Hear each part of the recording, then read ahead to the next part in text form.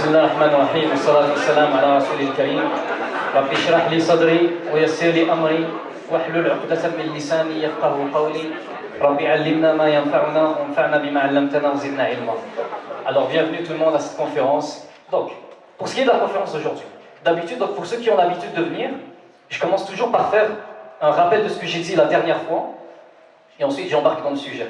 Aujourd'hui, je vais embarquer directement dans le sujet. Ça vous montre le sérieux. Ça vous montre aussi combien de choses il y a à adresser pour ce sujet-là. Donc, on va parler du diable. Mais vous allez voir que je vais parler de plein de choses. On dirait que je parle de plein de sujets différents. Mais mon but dans cette conférence, ce sera juste de vous montrer comment en fait tout est relié. Comment il y a un lien entre plein de choses. Et mon deuxième but, Inch'Allah, ce sera de vous montrer, de vous prouver la présence du diable dans la société et de montrer de quelle façon il opère dans celle-ci. Donc le but aujourd'hui, ce sera de montrer le lien et de montrer aussi la présence du diable dans les différentes sphères de la société. Donc j'aurais pu juste, dans cette conférence sur le diable, juste vous parler de comment le diable veut nous faire des péchés, puis c'est tout. Mais ça, je pense que tout le monde le sait. Moi, je vais aller un peu plus loin, Inch'Allah. Alors, je vais commencer avec un verset du Coran, qui est très fascinant, dans lequel Allah subhanahu wa ta'ala, il nous dit que celui qui s'aveugle ici et qui s'écarte du rappel du tout miséricordieux, c'est-à-dire d'Allah, nous lui désignons un diable qui devient son compagnon inséparable. C'est-à-dire, il y a des gens qui ils se sont tellement éloignés de Dieu qu'Allah leur a mis un djinn et un shaitan qui est avec eux à longueur de journée. Et eux, ils ne le savent pas, ils ne le voient pas, mais il est en leur présence. Et c'est pour ça qu'il y a certaines personnes, tu te dis, comment il a pu penser à quelque chose comme ça? Comment a-t-il pu dire quelque chose comme ça? Comment a-t-il pu faire quelque chose comme ça? Il a toujours certaines pensées sombres, ou peu importe. Il y a un shaitan qui lui tient compagnie.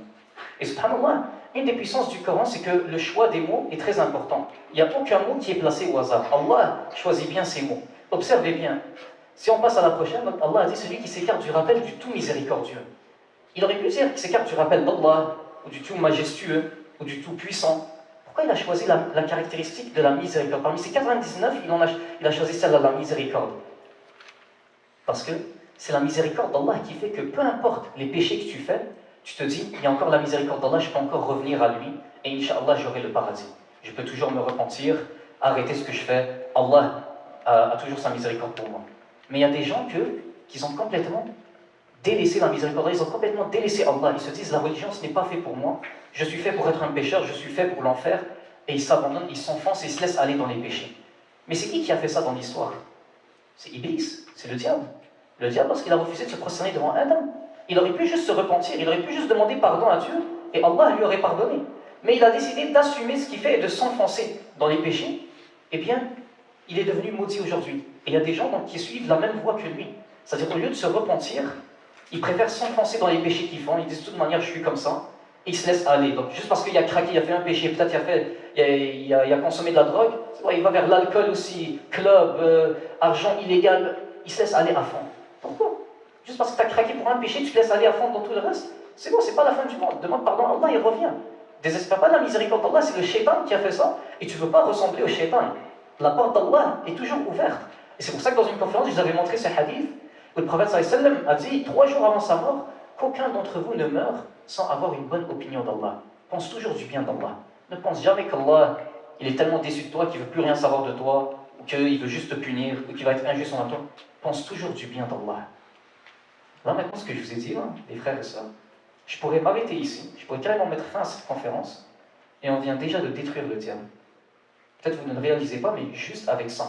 Le fait de toujours garder espoir en Allah, de toujours chercher à revenir à lui, peu importe ce que tu as fait, de ne jamais désespérer, tu viens de faire le contraire de ce que lui a fait, et tu viens de le détruire complètement. Mais bien sûr, vous n'êtes pas venu jusqu'ici pour 5 minutes de conférence, donc on va aller plus loin, Inch'Allah. Une fois, mon cousin m'a envoyé une publication d'une fameuse plateforme assez catastrophique que vous connaissez le nom de TikTok, et on voit toutes sortes de catastrophes dessus. Il y avait une femme qui a fait une publication qui s'appelait « Pourquoi j'ai suivi Satan au lieu de suivre Jésus ?» Elle va nous mettre les raisons pourquoi elle a délaissé la religion. Donc elle dit Jésus, donc nous c'est Allah, c'est juste qu'elle vient d'une famille chrétienne. Elle a décidé d'adorer Satan, le diable. Et je me suis dit, wow, pour en arriver là, c'est mieux d'avoir des raisons de fou. Hein. Et donc quand j'ai regardé les raisons qu'elle a données, l'islam a déjà une réponse à chacune de ces raisons-là. On l'a déjà en islam, et même mieux. Là, on va voir la première raison qu'elle a donnée. Elle a dit, ce n'est pas grave si tu as péché, tu te rattraperas. Genre, là, elle nous montre des phrases que Satan lui a dit pour lui donner le goût de devenir satanique. Ce n'est pas grave si tu as péché, tu te rattraperas. Et ça, nous aussi en islam, Allah il nous dit que même si tu as fait l'équivalent des péchés qui remplirait la distance entre les cieux et la terre, et que tu te repens, je te pardonnerai. Je ne comprends pas pourquoi tu as besoin du diable. Sûrement, il est tombé sur des religieux qui la jugeaient pour le moindre péché, il disait tu vas aller en enfer. Mais la religion nous a toujours dit, peu importe les péchés que tu fais, tu peux toujours te rattraper. Deuxième raison que le shaitan lui a donnée. Agis comme tu t'aimes. Genre, fais ce que tu veux. Ok, mais si ce que tu as envie de faire est mauvais pour toi ou pour les gens autour de toi, si moi j'ai la même philosophie que toi, puis je te croise dans la rue, puis je décide de te casser le visage, parce que c'est comme ça que j'ai envie d'agir, c'est ça que j'ai envie de faire, t'es mieux de pas chialer, j'ai juste suivi ce que tu m'as dit de faire, agis comme tu t'aimes, moi j'ai envie de te tabasser, je vais te tabasser. Non. Troisième raison, elle dit le pardon ne suffit pas toujours, parfois il faut se venger. Donc au moins le shaitan, il ne met pas la pression sur elle pour pardonner, il lui permet de se venger. Mais nous aussi en islam, on a la conception que parfois il y a des gens qui t'ont fait tellement de mal que tu n'es pas capable de le pardonner, alors tu auras justice le jour du jugement dernier. On a cette croyance-là. Et en plus, si moi j'ai la même philosophie que toi, j'espère que tu ne vas jamais me faire de mal dans ma vie, parce que moi aussi, ok, je vais décider de jamais me pardonner, de jamais te pardonner, et en plus de ça, je vais me venger de toi. Tu vas pas la trouver drôle. Quatrième raison qu'elle a donnée. Tu peux faire partie des LGBT si tu le veux. Ça, j'y reviens un peu plus tard. J'ai préparé tout un bloc pour eux. Instant numéro 5. Ne sois pas un suiveur. Alors, Shaitan lui a dit ne sois pas un suiveur, et donc c'est trop fraîche pour elle comme croyance. Et nous aussi, en islam, il y a plus de 1400 ans, le prophète sallallahu alayhi wa sallam, il nous a dit ne soyez pas des moutons. Si les gens font du bien, nous ferons du bien. S'ils sont injustes, nous serons injustes. Mais plutôt, soyez des gens sensés. Si les gens accomplissent le bien, accomplissez-le. Et s'ils commettent le mal, alors ne soyez pas injustes. Ne sois pas un suiveur. L'islam nous l'a déjà enseigné il y a plus de 1400 ans. Il nous a dit ne soyez pas des moutons. Donc, quand on regarde toutes ces raisons, on réalise que il n'y en a aucune qui est valide. L'islam nous a déjà donné une alternative à ça. Il a déjà répondu à tout ça, subhanallah. Mais le shaitan, il arrive à jouer dans la tête de certaines personnes. Alors, pour la prochaine partie, on va parler justement de la raison qu'elle a mentionnée, les LGBT. Parce que le but de cette conférence, comme je vous ai dit, c'est de prouver la présence du diable dans la société et montrer comment il opère. Là, maintenant, ce que je m'apprête à vous dire, c'est pas pour que la prochaine fois que vous croisez quelqu'un qui est de la communauté LGBT, vous commencez à l'intimider ou à l'insulter ou à le frapper. C'est pas ça le but. Et c'est pas, le but non plus n'est pas de dire que eux, en tant que personnes, sont des diables, mais plutôt de montrer que la société, que ça, les LGBT sont un bel exemple de comment la société prend certaines directions que le diable veut. Et c'est là qu'on voit comment le diable, il est impliqué, c'est le système du diable. Il y a plus de 1400 ans, le Coran nous a dit que le diable a fait une promesse à Allah. Il a dit, je ne manquerai pas de les égarer. Ça, tout le monde le sait que le diable a promis de nous égarer. Mais il a aussi fait une autre promesse, regardez vers la fin, je leur commanderai et ils changeront la création d'Allah. Le diable a dit, donc par rébellion vers Allah, il va ordonner aux humains, et les humains vont changer les choses qu'Allah a créées naturelles. Allah a créé un homme et une femme, ils vont inventer plein d'autres genres. On a besoin d'un homme et une femme pour la survie de l'espèce. Pourquoi pas faire un homme avec un homme, une femme avec une femme? Allah a créé homme et femme. Pourquoi pas un homme change, devient une femme, et une femme change, devient un homme? C'est exactement ce qui est en train de se passer en ce moment. Est-ce que vous réalisez que c'est exactement la promesse que le diable avait faite et qui est affichée dans le Coran? C'était devant nos yeux, subhanallah. Et ce genre de mentalité, les LGBT, ça donne ce genre de catastrophe. J'espère qu'ils vont apprendre comment transplanter des utérus. Je veux devenir la première femme transsexuelle à avoir un avortement.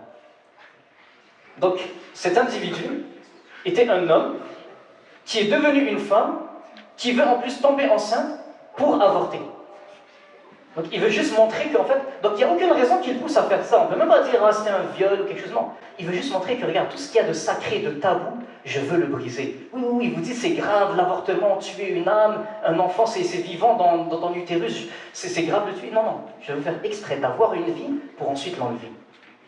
Mais pas c'est messed up, c'est pas mauvais, c'est pas dark. Pas creepy ou satanique comme mentalité, subhanallah. Tu veux avoir une âme seulement pour la tuer ensuite. Donc peut-être que cette personne n'est pas un diable en tant que tel, mais ça va dans la direction de ce que le diable il veut. Parce que c'est qui a cette haine et ce dégoût et ce mépris pour ce qui incarne un être humain? C'est le diable. Subhanallah, c'est le diable. Et là, ce genre de mentalité-là, ce qui est dangereux, c'est qu'ils sont en train de le transmettre aux enfants aussi. Dès un jeune âge, il leur montre que c'est normal de faire ce genre de choses-là, de vouloir changer de sexe si tu veux, et peu importe quel autre délire. Mais regardez comment, même avec, pas juste avec la religion, si on met la religion de côté, même avec les sciences mondaines, vous allez voir que ça ne fait pas de sens. Si on va avec la philosophie, un philosophe que j'aime bien, cet individu ici, Emmanuel Kant, je l'aime beaucoup parce qu'il a donné une très belle théorie. Il a dit pour savoir si un acte est moral ou non, regarde si tout le monde faisait cette chose-là, est-ce que l'humanité disparaîtrait? Si oui, alors l'acte est immoral. Si l'humanité resterait, alors non, l'acte est moral. L'homosexualité. Si tout le monde était homosexuel, sur le long terme, il n'y aurait plus d'enfants et l'humanité disparaîtrait. Donc l'acte n'est pas moral. Bien sûr, le prof, quand il nous a expliqué cette théorie de... Quand il nous a donné l'exemple avec le meurtre, tu ne vas pas citer ça comme exemple. Mais donc d'un point de vue philosophique, ce n'est pas moral. On va aller plus loin. J'ai eu un cours qui s'appelle l'histoire de l'école ou de l'éducation, quelque chose comme ça. Et on a vu une expérience qui s'appelait l'expérience de Summerhill. L'expérience de Summerhill, c'est quoi? C'est une école dans laquelle ils disent qu'il faut laisser les enfants tellement à l'aise que tu ne dois pas leur enseigner des choses par toi-même. Il faut que ce soit eux qui décident quand est-ce qu'ils veulent apprendre quelque chose, et là tu leur enseignes. Donc tu attends que l'enfant te dise, moi j'aimerais bien apprendre l'algèbre, et là tu lui enseignes l'algèbre. Tu laisses l'enfant, lui, dicter ce qu'il veut. Ben, l'école a dû fermer parce que c'était une catastrophe. Parce qu'ils ont trouvé des gens de 16 ans, 17 ans qui ne savaient même pas lire ni écrire.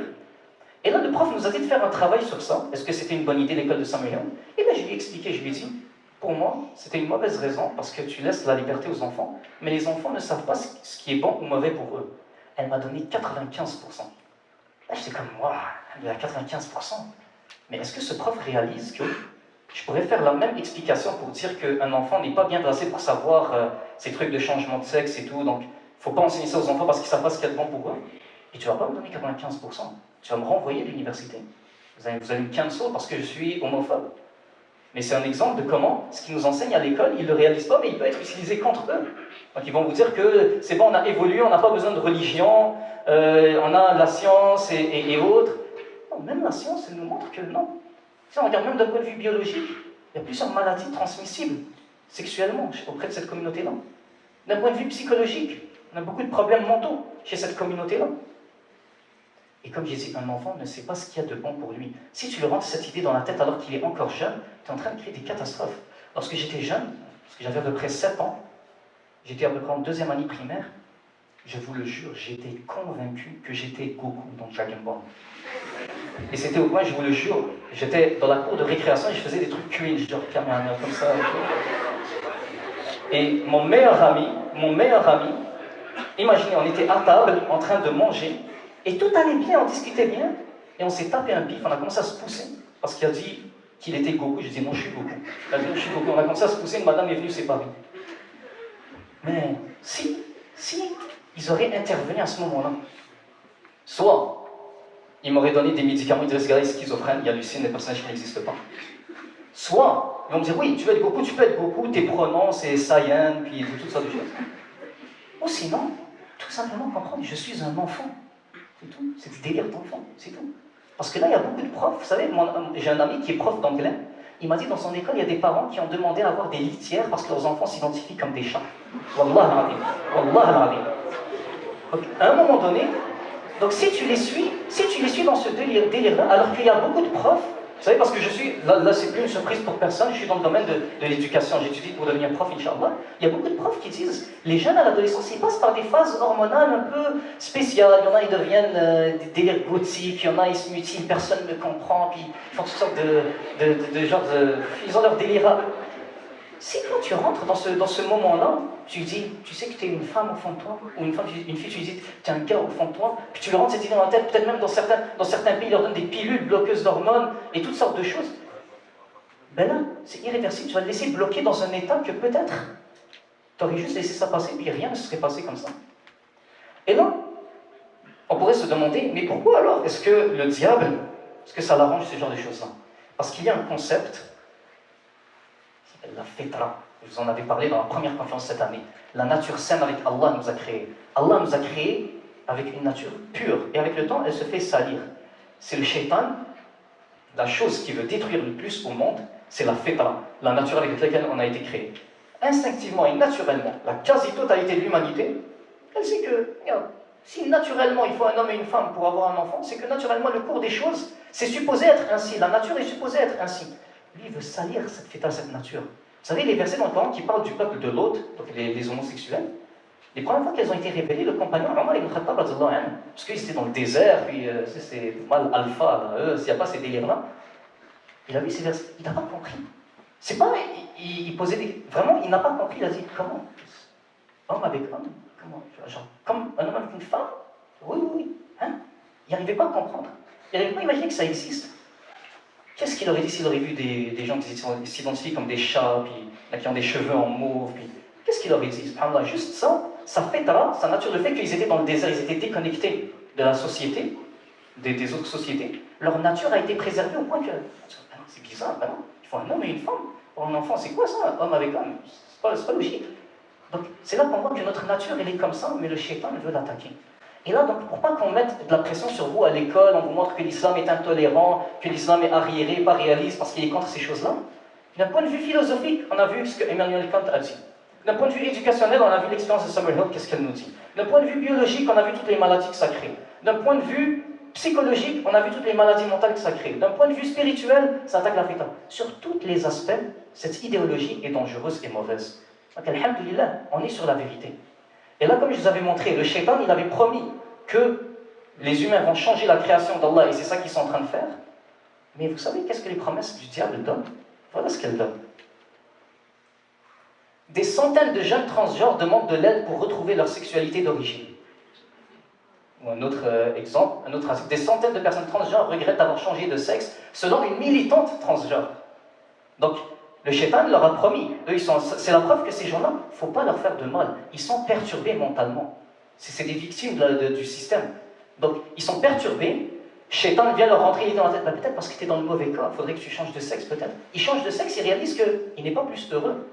Alors peut-être non, c'était pas ça la vraie réponse, c'est pas ça qui va combler le vide psychologique en toi. Et là, ils regrettent et ils veulent revenir. Donc, le diable les a bien eus, il leur a fait une promesse, et là, il les a laissés là. Et subhanallah, encore une autre fois, la puissance du Coran, il y a plus de 1400 ans, regardez qu'est-ce que Allah nous avait dit. Concernant le diable, il leur fait des promesses, il leur donne de faux espoirs, et le diable ne leur fait que des promesses trompeuses. Subhanallah, Allah nous avait prévenu. Ou dans un autre verset un peu plus long, le diable, il va dire: Allah, vous avez fait une promesse de vérité, tandis que moi, je vous ai fait une promesse que je n'ai pas tenue. Je n'avais aucune autorité sur vous, si ce n'est que je vous ai appelé et que vous m'avez répondu. Ne me faites donc pas de reproches, mais faites-en à vous-même. Ça, c'est dans le contexte du shirk et du tawhid, mais l'idée reste la même. C'est que le diable, regarde, il te fait une promesse, tu l'écoutes, tu te ramasses avec les répercussions, il t'abandonne, il dit: ben, je n'étais pas obligé. Hein. Donc c'est là qu'on voit comment notre amour, même si peut-être nous, on n'est pas concernés directement par le concept des LGBT, comment ton amour pour le Coran ne pourrait-il pas grandir plus? Tu réalises que Allah t'a prévenu que le diable va te promettre des choses. Il t'a dit, c'est quoi ces promesses-là? Il t'a révélé son game plan, c'est que de changer la création. Et il t'a dit, voilà ce que valent réellement ces promesses. Et là, tu vois réellement des articles qui te prouvent ce que valent ces promesses. Tu vois que Allah te protégeait depuis le début, et aussi Allah disait la vérité. Il y a plus de 1400 ans, c'était la vérité qu'on voit de nos propres yeux aujourd'hui, subhanallah. Et c'est pour ça que nous avons le devoir, en tant que communauté, de protéger les nôtres de la meilleure des façons. Vous savez, une fois j'avais mis une story, c'était le ramadan dernier, j'avais mis une story, c'était deux non-musulmans, ils ne sont même pas musulmans. Ils parlaient de comment les femmes, les hommes qui deviennent femmes, et là ils vont dans les sports de femmes, là ils battent toutes les femmes dans le sport, et c'est vraiment injuste parce que ça détruit le rêve de plein de femmes, parce qu'un homme, vu qu'il est avantagé physiquement dans certains sports par rapport au corps de la femme, donc il a toujours un avantage sur elle, et ça gâche le rêve des femmes. Et donc ce serait bien que là je cite, ce sont deux non-musulmans, deux Français non-musulmans qui parlent. Ils disent ce serait bien que les féministes, vu que ce sont elles qui ont ouvert la porte à ça, ce serait bien qu'elles condamnent ça, parce que là, les transgenres, ils sont en train de détruire le rêve des femmes. Et là, quand j'ai mis cette story, vous savez, j'ai reçu plein de likes, plein de gens qui disaient c'est vrai et tout. Il y a une seule personne qui a répondu à la story pour me dire honnêtement, c'est intolérant, c'est un manque de respect ta story, tu ne devrais pas parler comme ça et tout. Alors que cette story, c'est pour le bien des femmes. Hein. La seule personne qui a critiqué, c'était une femme musulmane voilée. Je me dis, t'es sérieuse? C'est ta religion qui parle comme ça. Elle dit non, c'était intolérant et tout. Je lui dis, qu'est-ce qu'il y avait d'intolérant? Vous voyez comment elle s'est fait laver le cerveau à un point inimaginable. Donc, pour elle, dès que tu condamnes ces choses-là, même si ta religion condamne de façon respectueuse, non, c'est intolérant, c'est un manque de respect. Et la discussion s'est terminée dans le respect. Là. Quelques jours plus tard, j'ai mis une story d'Andrew Tate, elle m'a unfollow directement. Directement, c'est la goutte qui fait déborder le vase s'il nous a mis Andrew Tate en story, ce gars-là. Mais en tout cas, donc, c'est pour vous dire qu'au final, nous avons un devoir en tant que communauté parce qu'on voit qu'est-ce que le diable essaie de faire. Mais là, ça va plus loin. Parce que là, on veut prouver la présence du diable dans la société. Expliquez-moi quelque chose. Expliquez-moi, c'est plus, je veux que vous réfléchissiez. Comment ça se fait que la compagnie la plus puissante au monde, du nom de BlackRock, qui détient, donc, que ce soit dans des actions dans Apple, Facebook, Google, qui a tellement sa valeur en action, elle est plus riche et plus puissante que tous les pays du monde. Il y a juste 2 pays qui ont une valeur plus grande qu'elle, les États-Unis et la Chine. C'est donc la compagnie la plus puissante au monde. Elle a créé un genre de crédit, comme pour un bon citoyen, mais pour les compagnies, elle oblige, si tu veux avoir notre budget, parce que c'est la compagnie la plus puissante au monde, hein, BlackRock, avec Vanguard, en tout cas BlackRock. Si tu veux garder ton budget et que ta compagnie ne fasse pas faillite, tu es obligé, notamment pendant le Pride Month, mais en tout cas durant l'année, de montrer ton support LGBT. C'est pour ça que vous voyez toutes vos compagnies, là, puis Adidas, Xbox, qui changent leur logo pour les trucs de Pride. Parce qu'ils mettent de la pression sur vous, vous êtes obligé de le faire si vous ne voulez pas perdre votre budget. Mais ma question pour vous, c'est qu'est-ce qu'ils ont à gagner de ça? On va dire un politicien qui dit, moi je suis pour les LGBT et tout. On pourrait dire peut-être c'est juste un discours pour gagner des votes, pour faire le gars ouvert d'esprit et tout. Mais la compagnie la plus puissante au monde, elle n'a rien à gagner de ça. Pourquoi est-ce qu'elle veut l'imposer? Mais ça fait du sens quand on voit un hadith du prophète sallallahu alayhi wa sallam, où il a dit la pudeur et la foi sont liées ensemble. Si l'une des deux est enlevée, l'autre est enlevée. Et là on voit que, subhanallah, les compagnies les plus puissantes du monde œuvrent à ce que les trucs LGBT soient répandus dans le monde, la nudité, tout le monde couche avec tout le monde, il n'y a plus de pudeur, il n'y a plus de respect, donc, et tu changes toutes ces valeurs, toute cette moralité-là, on n'en a plus besoin, on devient comme des animaux sous forme humaine. Et ça fait du sens parce que, là je ne dis pas que BlackRock c'est le diable, mais en tout cas, ils vont dans le sens du diable parce que lorsque le diable a fait manger Adam et Ève de l'arbre, le Coran il nous dit que automatiquement leur nudité est apparue, puis là ils se sont cachés. Et à partir de là, les savants, qu'est-ce qu'ils en ont déduit? C'est que un des buts premiers du diable, ou le but premier du diable dans une société, c'est de la faire se dénuder. Quand une société est loin de Dieu, il va faire qu'elle va se dénuder, elle n'aura plus de pudeur. Et justement, on voit que les compagnies les plus puissantes du monde œuvrent pour ça. Ils œuvrent même dans nos pays musulmans. Vous savez, au Maroc, ils ont essayé de faire une expérience sociale. Il y a des années, ça c'était avant Covid. Ils voulaient normaliser les trucs. Vous savez, chez nous, c'est mal vu, par exemple, un homme et une femme qui s'embrassent dans la rue, même s'ils sont mariés. Hein. C'est, comment dire, chouma, tu fais pas ça en public. Eux, ils voulaient normaliser ça, on va briser ces tabous. Et ils ont mis un budget pour ramener un homme et une femme, pour qu'ils s'embrassent devant les gens, pour leur montrer, tu vois, c'est normal, c'est pas supposé être choquant. Ils sont partis le faire dans un café. Mauvaise idée. Il y avait un Marocain, mesquin, tout ce qu'il faisait, c'était déguster son café. Il s'assoit, les deux, l'homme et la femme s'assoient devant lui. Il commence à s'embrasser. Dès qu'il les voit, il se lève, il prend une chaise. Allah ya'tik. Il commence à lancer des chaises. Il commence à lancer des chaises sur eux. Et là, et vous savez, le musulman ne doit pas parler comme ça, les trucs là, les trucs comme ça. Il ne faut pas dire ce genre de choses-là. Il y avait une partie là qui était comme gros gars, honnêtement. Ah ouais, parce que si ça se trouve, peut-être que ce frère, peut-être que ce gars-là, je ne le connais pas, peut-être qu'il ne fait même pas sa prière, ok? Et on ne va pas minimiser la gravité de délaisser la prière. Mais sa fitra, sa nature, elle est encore active. Il y a quelque chose en lui que, peu importe combien il est loin de la religion, il y a quelque chose qui lui dit c'est malsain. C'est quoi? Là maintenant, tout le monde va s'habiller n'importe comment dans la rue, ça s'embrasse dans la rue, ça s'habille n'importe comment. Il s'imagine sa sœur ou sa fille ou sa femme, on lui enseigne à s'habiller comme ça. Non, la honte, c'est cette nature en nous, cette fitra, notre fitra fait que, non, il y a quelque chose de malsain. Mais là, eux, ils sont en train de travailler dur pour faire le contraire. Vous savez, par exemple, il y a, je ne me rappelle plus pourquoi j'ai dit ça. Il y a, ici, ça c'est dans un musée au nord de l'Angleterre. C'était un ancien empereur romain. Ils ont juste décidé de le classifier comme étant, en fait, c'était un transgenre. Alors que non, c'est pas vrai. C'est tellement arbitraire. Ils ont juste décidé, en fait, c'est un transgenre. Mais là, moi, ce que je trouve choquant dans ça, c'est que nous, on les a vus le faire. On sait que c'est pas vrai. On sait qu'il n'est pas transgenre. Mais les enfants, les générations qui vont venir dans 20 ans, 30 ans, 40 ans, qui ne les ont pas vus faire ça, ils vont naître et ils vont voir qu'ils étaient déjà, ces gens-là étaient déjà, ces statues-là, ces personnages de l'histoire, ils auront pris pour acquis qu'ils étaient réellement transgenres. Et voilà, tu normalises dans leur tête que tous les grands personnages de l'histoire étaient comme ça, leurs athlètes ont ce logo-là, les compagnies ont ce logo-là dans leur marque et tout. Et graduellement, ça se normalise pour eux, oui. Oui, c'est quelque chose de banal, de normal, de très correct d'être de cette mentalité-là. C'est un jeu très dangereux qui est en train d'être fait dans l'esprit de nos jeunes. Alhamdoulilah, il y en a qui se bougent. Donc il y a un frère, un monsieur parmi nous, par exemple, carrément, il est en train de faire des conférences sur le sujet. Je me dis si je me trompe dans le nom, c'est Ensemble pour protéger nos enfants. C'est ça. Alhamdoulilah, ils font des choses comme ça. Il y aura quelque chose comme ça dans le futur, Inch'Allah. Une conférence, une présentation pour sensibiliser à ça. Dans cette mosquée, ils ont une page Facebook, donc Inch'Allah, Il y en a qui se bougent, alhamdoulilah, parce que non, c'est pas normal. On ne peut pas laisser ça se passer ainsi. Mais là, je m'apprête à parler de certains personnages assez importants dans le monde.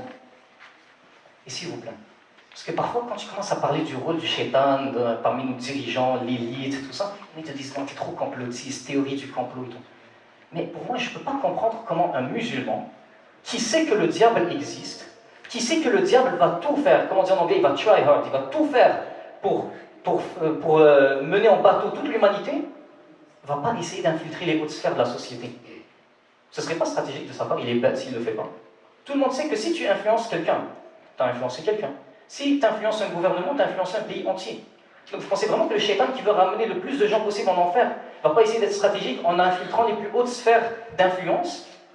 Ce serait naïf de penser ça. Et donc on va voir certains personnages, qu'est-ce qu'ils ont dit.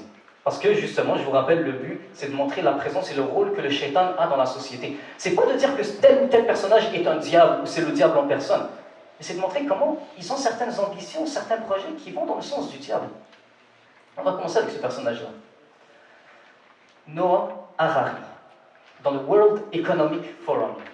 Le World Economic Forum, c'est là que se rassemblent tous les leaders, carrément tous les leaders du monde, pour assister à des conférences, pour ensuite avoir des projets pour la société et pour le futur. Voici ce que cet homme a comme projet. On décidera pour eux, c'est-à-dire les gens, ce qu'ils vont aimer, pour qui ils vont voter, à quoi ils vont penser. Ils veulent contrôler l'humain complètement, avoir un contrôle total. Même les pensées qui lui passent par la tête, c'est nous qui les aurons causées préalablement. Et là, tu te dis peut-être, ah, mais peut-être tu as juste mal interprété ses intentions et tout.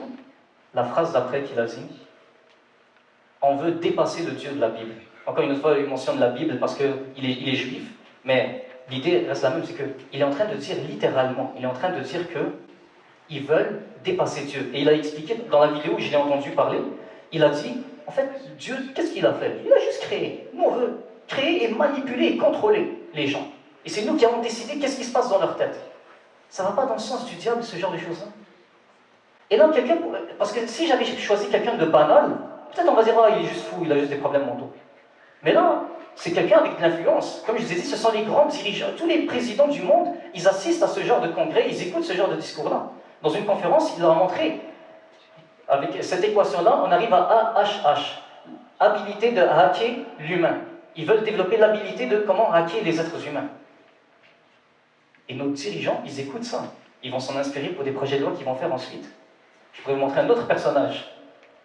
George Soros. Là, ce genre de personnages-là sont des personnages importants, hein, comme je vous ai dit, donc c'est le genre de choses qui pourraient faire que, comme je vous ai dit la dernière fois, oups, Marwan s'est suicidé. Oups, on a retrouvé Marwan décédé, malheur à lui, miskin, c'était pas de sa faute.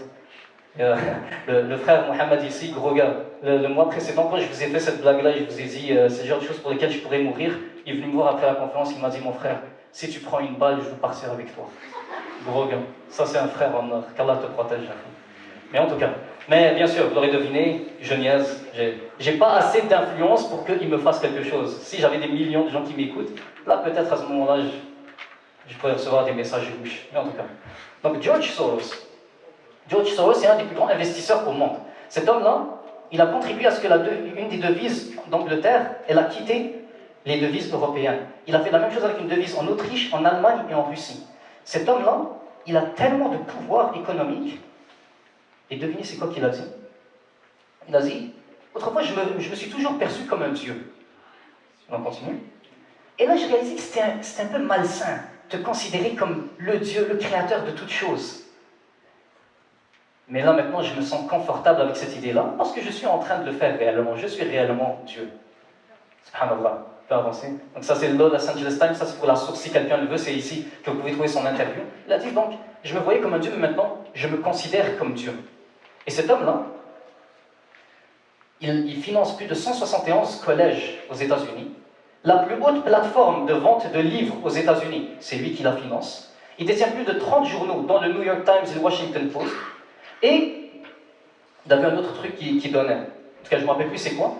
Mais l'idée, c'est que s'il contrôle les médias que les gens écoutent, les livres que les gens lisent, l'instruction que les gens reçoivent à l'école, et tu te dis, alors il peut décider, c'est lui qui décide qu'est-ce que le peuple apprend et quelle direction la société prend. Et il nous a dit qu'il se prend pour Dieu. Et en 2012, Vous vous rappelez de la compagnie BlackRock que je vous ai dit, qui impose aux gens de devenir des LGBT, supporter les LGBT? En 2012, il leur a donné 100 millions de dollars. Donc, il y a des gens qui te montrent qu'il y a vraiment un lien entre toutes choses. C'est qu'il y a BlackRock, la compagnie la plus puissante, tu as un gars qui donne des conférences aux leaders du monde, qui se prend pour Dieu, qui finance ces gens-là pour qu'eux imposent qu'on supporte les LGBT, et tu as le diable qui est derrière tout ça, qui avait dit, je vais leur ordonner, et ils changeront la création d'Allah. Tu vois que tout va dans ce sens-là, subhanallah, il y a quelque chose de louche derrière. Et Allah nous avait dit dans le Coran, vois-tu celui qui prend ses désirs pour sa propre divinité? Il y a des gens, leur désir, c'est leur propre Dieu. C'est ça que George Soros est en train de faire. Il se prend pour Dieu. D'ailleurs, là, je parle au présent, mais il est décédé cette année. Mais en tout cas, il se prenait pour Dieu. Et j'ai une question pour vous. Vous vous rappelez le verset que je vous ai montré au tout début, qu'il y a des gens qui se laissent tellement aller dans les péchés que le diable commence à leur tenir compagnie. Imaginez quelqu'un qui est prêt à tout pour le pouvoir. Je pense que ce n'est pas juste un diable, c'est des diables, des shayatines qui lui tiennent compagnie. Et justement, le Bohemian Grove.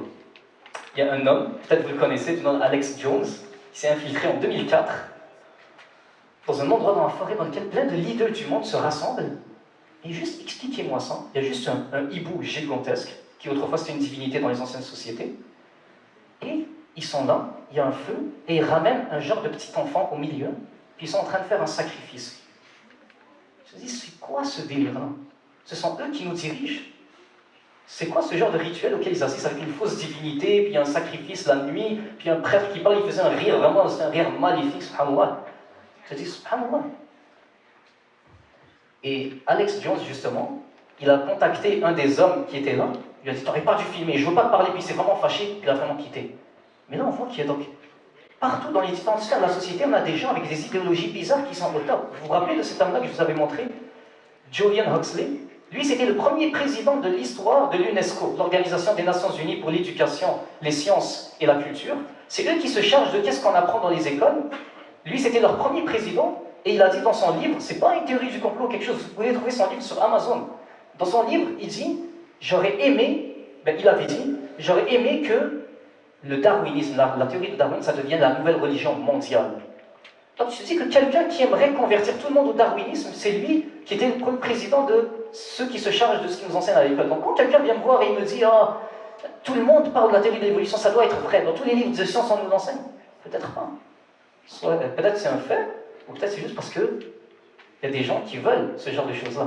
Donc subhanallah, on voit que la société, différentes positions, que ce soit le World Economic Forum, l'UNESCO, ou peu importe, ils sont dans des délires bizarres qui vont dans la direction de ce que le shaitan veut, subhanallah. Et moi, ce genre de choses-là, ça me fait réaliser à quel point, vous savez, les non-musulmans qu'on a autour de nous dans la société, là, parce que certains musulmans, ils n'ont rien compris. Ils croisent un non-musulman, ils disent, lui, c'est un kafir, c'est un mécréant, il va brûler en enfer et tout. Non, quand tu réalises ce genre de choses, tu dois plutôt avoir pitié pour eux. Ils sont tellement victimes du système, tout est fait pour leur laver le cerveau, juste pour qu'ils font juste vivre dans la société, dans la matrix, comme on dirait, sans se poser de questions réelles, profondes et se tourner vers la religion. Donc, ils sont dirigés par des gens qui contrôlent les livres, les écoles, qu'est-ce qu'ils apprennent, le divertissement qu'ils regardent, tout est contrôlé par des gens qui ont des intentions vraiment malsaines. Ils sont victimes du système.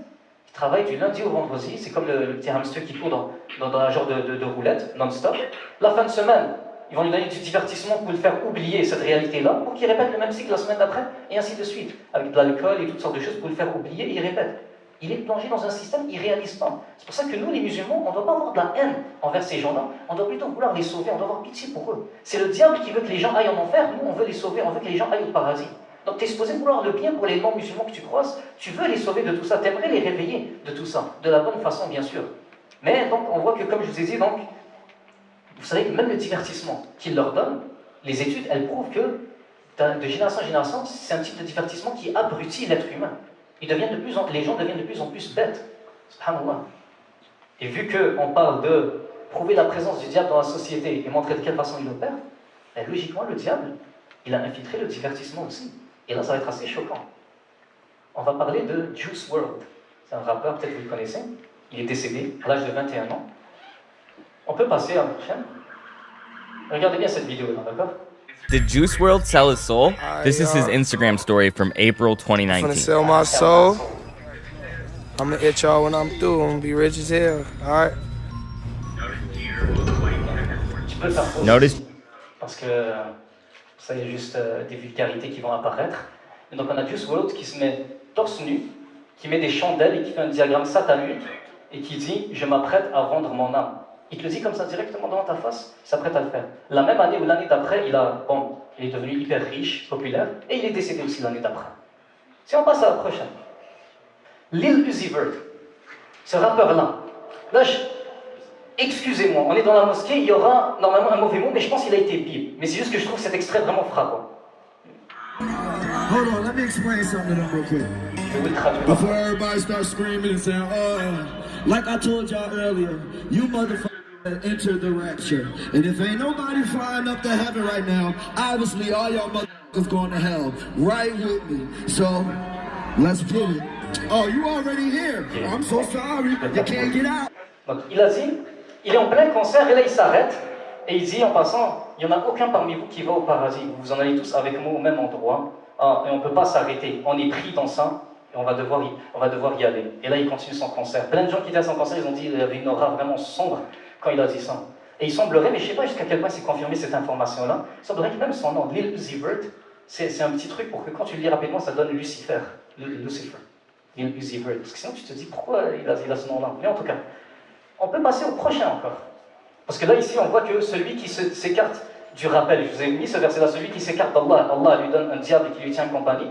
Imaginez quelqu'un, un rappeur qui est prêt à tout délaisser juste pour le succès. Vous ne pensez pas qu'il y a un shaitan qui lui tient compagnie? Justement, vous allez voir avec le prochain. Johnny Hallyday, quelque chose comme ça, je pense, comme ça qu'on dit son nom de famille. Je ne sais pas si je l'ai bien prononcé, mais en tout cas. Il est en train de parler, cette vidéo, je l'ai vue de mes propres yeux. Il a dit, j'ai signé un pacte avec le diable et je m'en vais en enfer. Et je ne peux pas m'en sortir. Et là, il regarde le gars qui l'a interviewé et il dit, je te le jure que j'ai fait un pacte avec le diable et je m'en vais en enfer. Et là, le son d'après qu'il a fait s'appelle J'en parlerai au diable. Et dans la vidéo, justement, il avait un collier avec une tête de diable. Il le prend, il le montre comme ça, et il commence à rire, il dit, je parle avec le diable chaque jour. Et il commence à rire. Donc là, moi, ma question pour vous, parce que parfois, il y a des gens qui pensent, ah, tu forces et tout. C'est vrai qu'il y en a qui vont forcer. Il y avait un individu, je ne vais pas le nommer, mais vous le connaissez tous sûrement. Là. Pendant un moment, il aimait prendre les clips de PNL, et dès qu'il y avait une phrase, il faisait pause et disait Subhanallah. Et là, il te montrait comment, en fait, indirectement, ils sont en train de. C'est des sataniques et je ne sais pas quoi. Puis, dès qu'il y en avait un des deux qui disait quelque chose, il faisait pause, puis il disait. Donc, c'est vrai qu'il y en a qui vont forcer pour essayer de te montrer que tel rapport est un satanique. Mais quand c'est rendu que le gars te le dit lui-même, le gars, il se filme devant ta face, il a un diagramme satanique, il est torse nu, et il te dit, je m'apprête à vendre mon âme au diable. Et la même année, il est devenu millionnaire.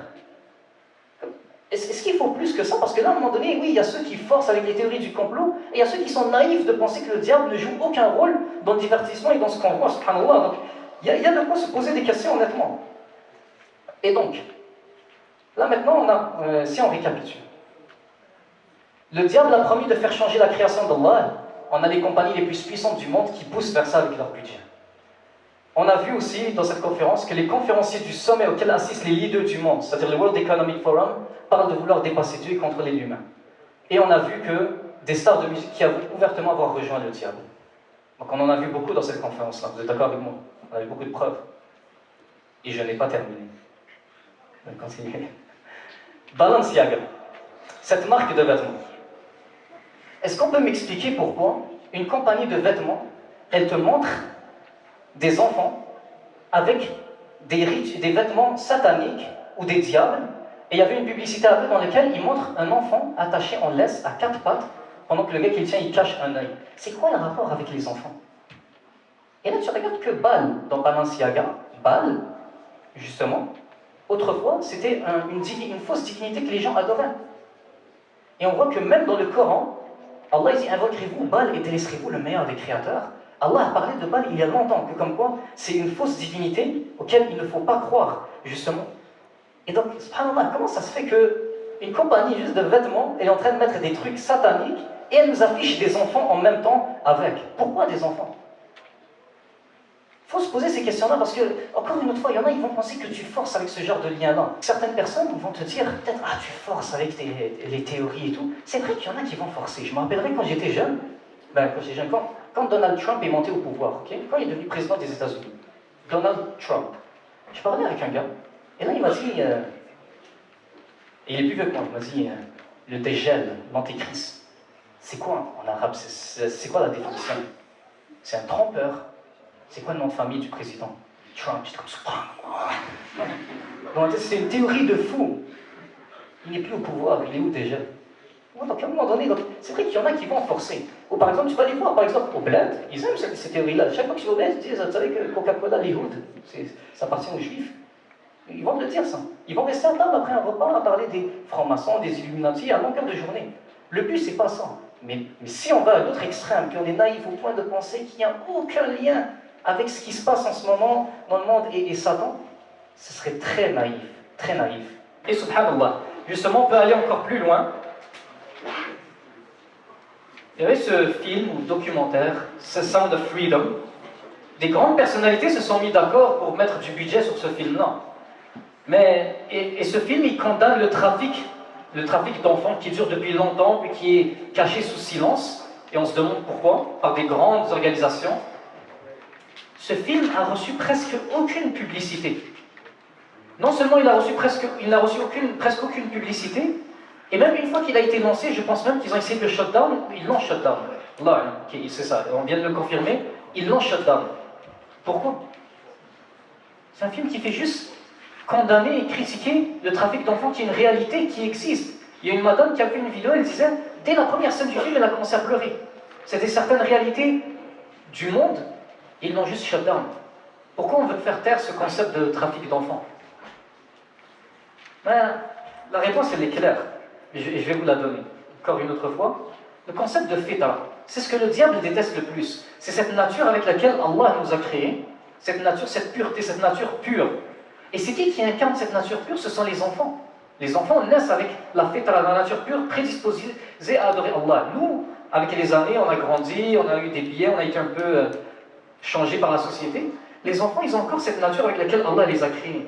Et donc la chose que le diable déteste le plus, la chose que le diable veut détruire le plus, c'est la fitra, et c'est nous empêcher de revenir. Il veut à tout prix empêcher l'humain de revenir à sa fitra. Et donc sachant qu'il a une haine envers la fitra, c'est normal qu'on voit toujours ce lien entre les sataniques et les enfants.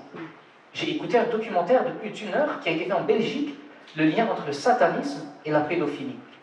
Et ils aiment dans leur rituel satanique absolument que ce soit un enfant qui est sacrifié. Cette haine envers cette âme pure et innocente ne peut venir que du diable qui déteste ce qu'un enfant incarne justement, c'est-à-dire la fitra.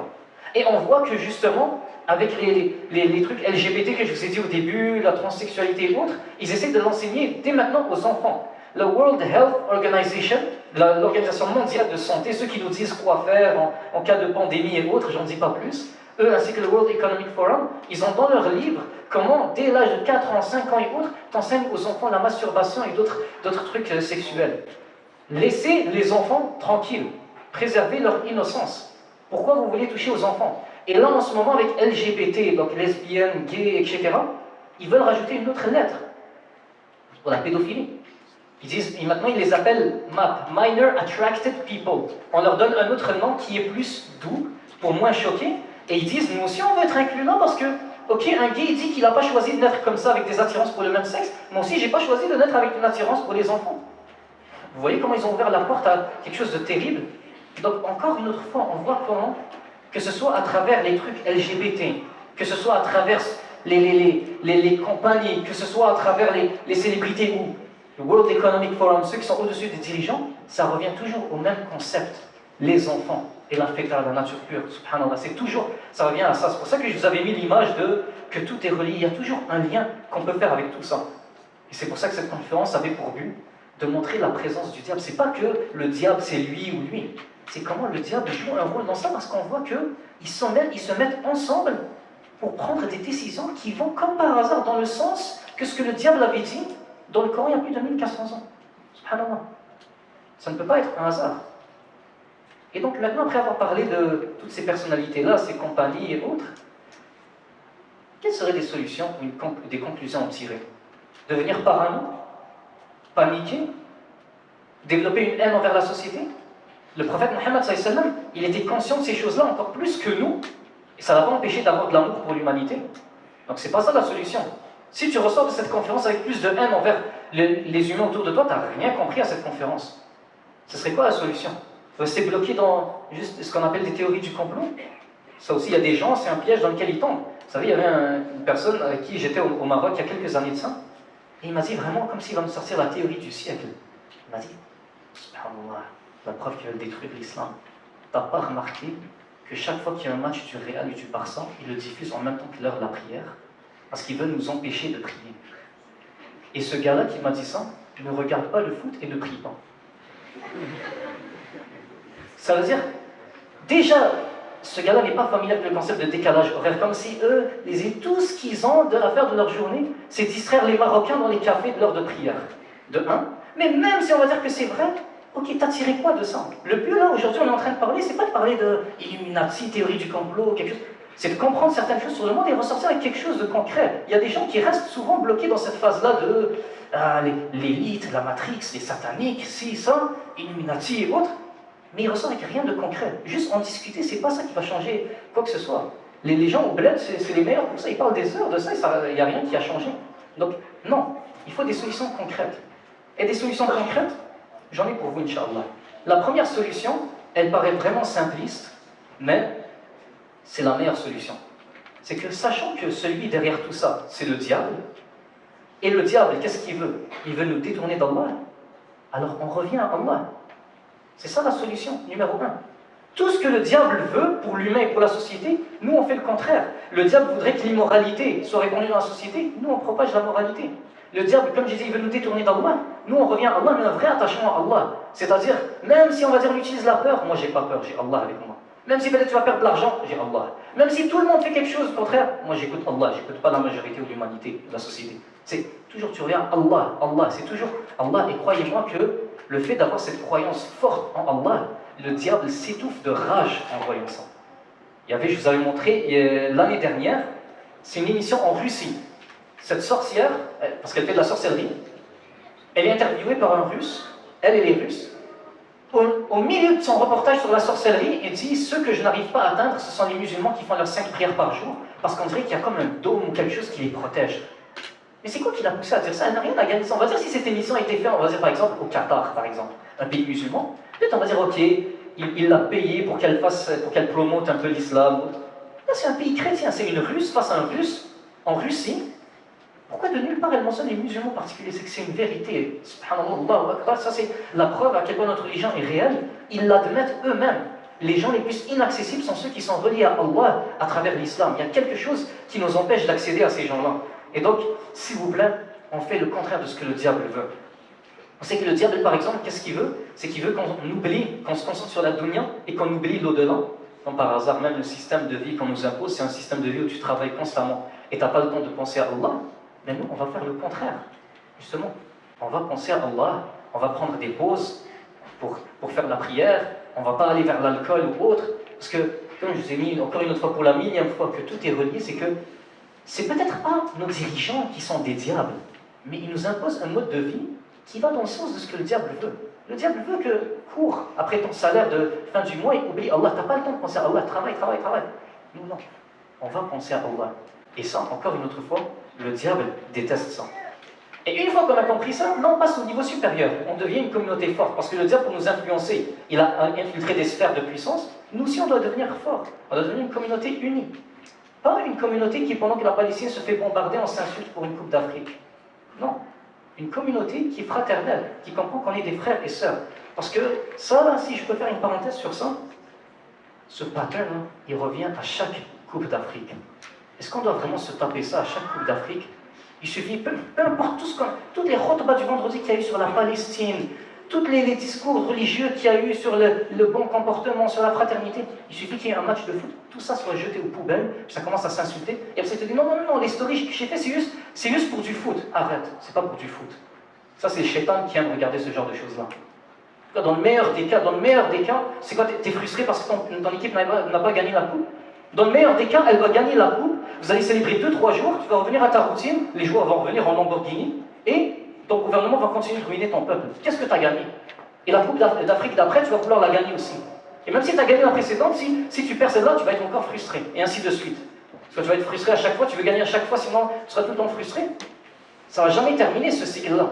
À un moment donné, il faut comprendre. Comme je disais, si pendant que la Palestine vit ce qu'elle vit, on est capable, pour un match de foot, de souhaiter la défaite l'un de l'autre, ou de s'insulter, ou de rentrer dans des guerres d'ego, il y a des gens qui te disent comment ça se fait que les musulmans sont autant faibles, comment on peut faire pour battre les forces du mal et tout. Ils ne cherchent pas nous.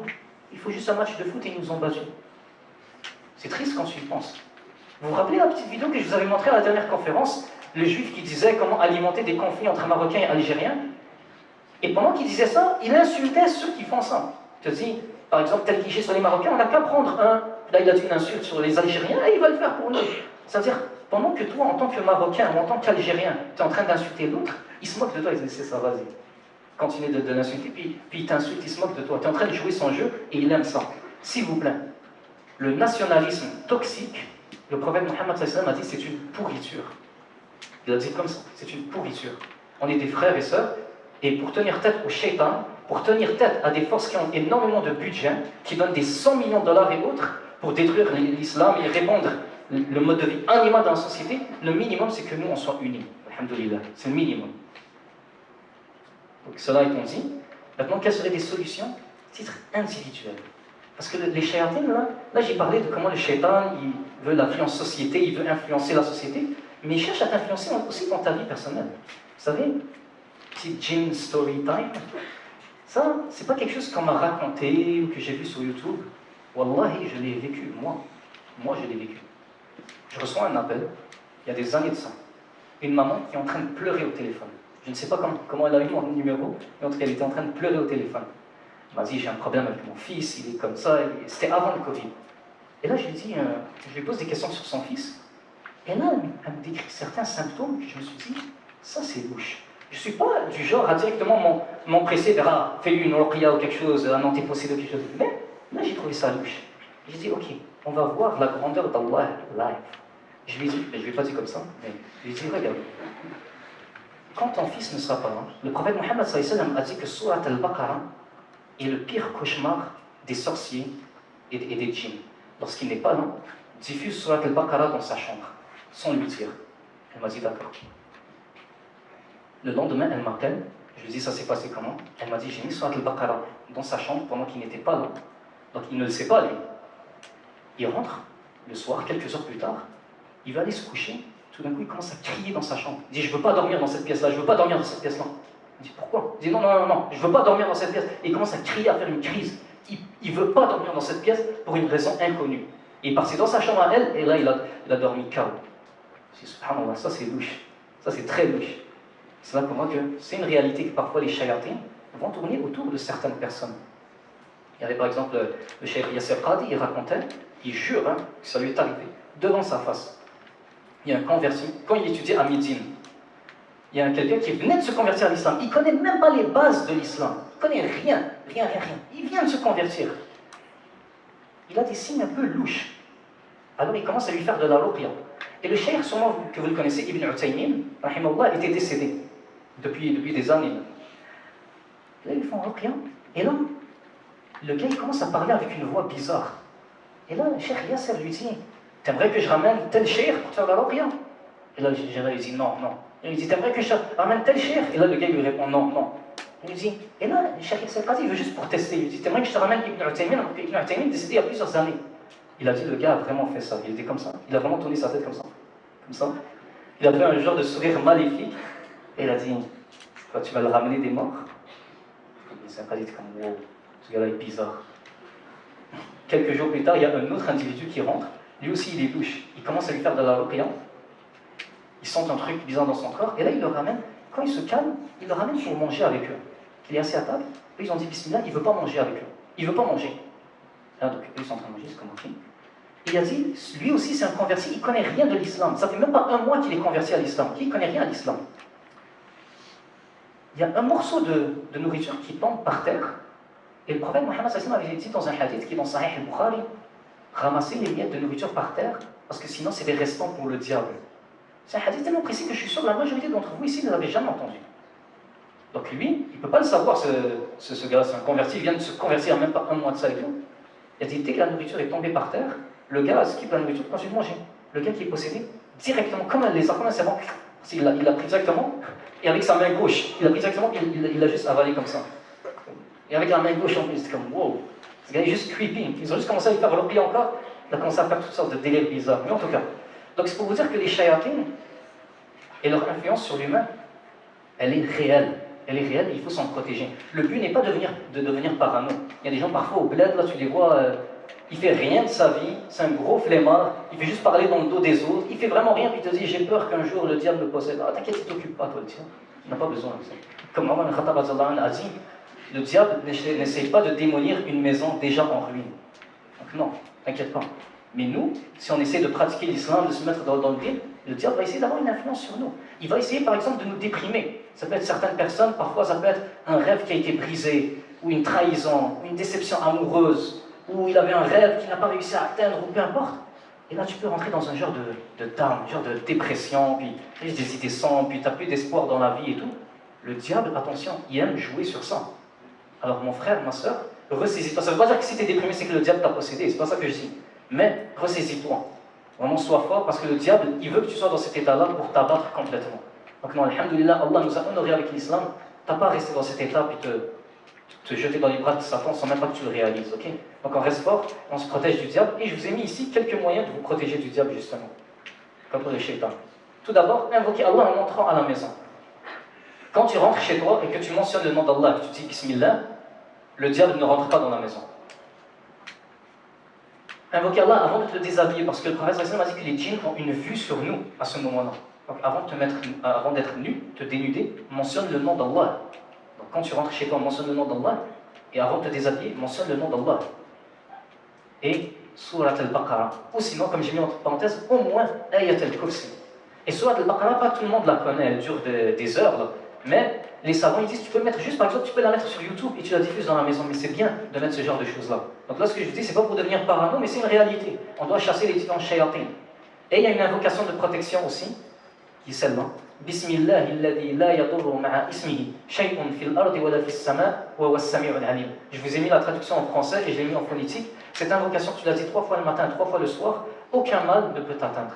Ni mauvais œil, ni sorcellerie, peu importe. Mais c'est bien que le musulman il se protège régulièrement. Des invocations de protection, le Coran, prière, c'est bien. Tu dois te tenir protégé, préservé. Et si on va plus loin encore, on a dit que celui qui s'écarte du rappel du tout miséricordieux, le diable lui tiendra compagnie. Alors nous, on va faire le contraire. On va constamment se repentir et revenir au tout miséricordieux. Alors un autre conseil que j'ai pour vous, le repentir. S'il vous plaît, le repentir. Même si tu n'as pas fait un péché, il y en a qui disent pourquoi je dois demander pardon à Allah, j'ai rien fait de mal. Non. Même si tu n'as rien fait de mal, l'istighfar, toujours tu reviens à Allah. Et ça, tu es en train de détruire le diable comme ça. Parce que le diable, lui, il se dit, il fait le contraire de ce que j'ai fait. Moi, j'ai pas voulu me repentir à Allah. Et à cause de ça, je suis maudit. Lui, il se repent à Allah, il fait le contraire de moi, et en plus de ça, il détruit tout ce que j'ai bâti. Donc, quand tu demandes pardon à Allah constamment, tu es en train de détruire tout ce que le diable a fait. Un autre conseil que j'ai pour vous, les 5 prières. Ça paraît basique, mais rappelez-vous ce que la sorcière russe avait dit. Là. Il y a un dôme qui les protège. T'es constamment... Mettez-vous à la place d'un djinn qui veut essayer de quelqu'un musulman. 5 fois par jour, il vient, oups, et en rendez-vous avec le plus gros backup qu'il peut avoir. Il revient. Qui est Allah. Je pense qu'il va essayer de s'attaquer à toi si tu as Allah avec toi.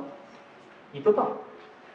Et finalement, les 2 sourates protectrices. Quelqu'un sait qui sont les 2 sourates protectrices? Mu'awwidatayn. Barakallahu fik.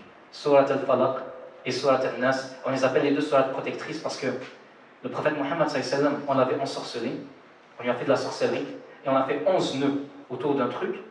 Surat al-Falaq contient 5 versets, Surat al-Nas contient 6 versets. Quand ils ont été révélés, chaque verset qui était récité, un nœud était enlevé, jusqu'à ce que cette sorcellerie-là a été enlevée. Donc protégez-vous, s'il vous plaît, mes frères et sœurs, vous êtes vraiment précieux. Si vous ne devenez pas parano, vous savez pourquoi? Parce que si vous devenez parano, au contraire, les savants ils disent les shayatines, les djinns, ils ont l'âge mental de quelqu'un de 4 ans ou 5 ans. C'est-à-dire ils sont très gamins dans leur esprit. S'ils voient que tu as peur d'eux, comme on dit en langage montréalais, ils prennent la confiance. C'est là qu'ils vont essayer de s'en prendre à toi. Tu montres à Allah, j'ai pas peur de toi. Il y a un djinn quelque part, j'ai pas peur de toi. Tu es le Coran, tu es Allah. Donc ne devenez pas parano, mais protégez-vous, autant dans votre vie, tous les jours avec la prière, le Coran, les adhkar, que dans la société en comprenant c'est quoi, comme on a vu aujourd'hui, le rôle. Quand vous voyez certaines choses dans la société qu'ils essaient de répondre, tu comprends le rôle que le shaitan est en train de jouer là-dedans. Donc voilà, c'est une conférence qui avait pour but de montrer la présence du diable dans la société et comprendre c'est quoi les choses qu'il essaye de faire graduellement autour de nous. Donc j'espère que ça nous a ouvert les yeux, j'espère que ça a été une belle expérience pour nous, que ça nous a clarifié beaucoup de choses, que c'était enrichissant. Et surtout qu'on en tire des leçons, Inch'Allah. Barakallahu fikum. Assalamu alaikum wa rahmatullahi wa barakatuh.